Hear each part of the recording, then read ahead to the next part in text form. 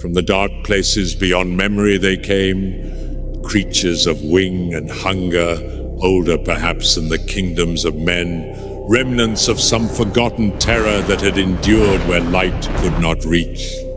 None can say with certainty whence the fell beasts first arose, only that Sauron found them, nurtured them, and bent them to his will, until they became the chosen steeds of the Nazgul. When the black horses of the ringwraiths were swept away, these winged horrors took their place, carrying the Nine across the skies of Middle-earth like living omens of death. One was first glimpsed above the Anduin, descending upon the Fellowship before Legolas drove it back with a single arrow. Then, as the ring-bearer crept ever closer to Mordor, their shadows multiplied. Over the dead marshes they passed in dreadful silence, swift as the wrath of Sauron, searching, hunting, unseen yet always felt. Again they crossed the heavens, dark messengers, on urgent errands from Barad-dûr.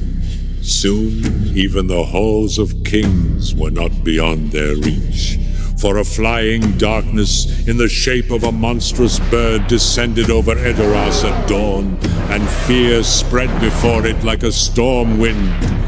At Osgiliath they came in force, bearing the Nazgul against Faramir and his men, until Gandalf himself thrust them back with a white flame they could not endure. But it was upon the Pelennor fields that one of these abominations met its end. There the Witch King cast aside his horse and rode upon a fell beast, striking down the Mount of Theoden before the eyes of all. Yet even such a creature, bred for terror and war, could be slain.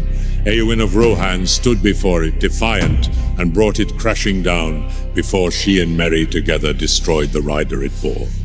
Thus, even the winged servants of Shadow learned that doom awaited all who served the Dark Lord.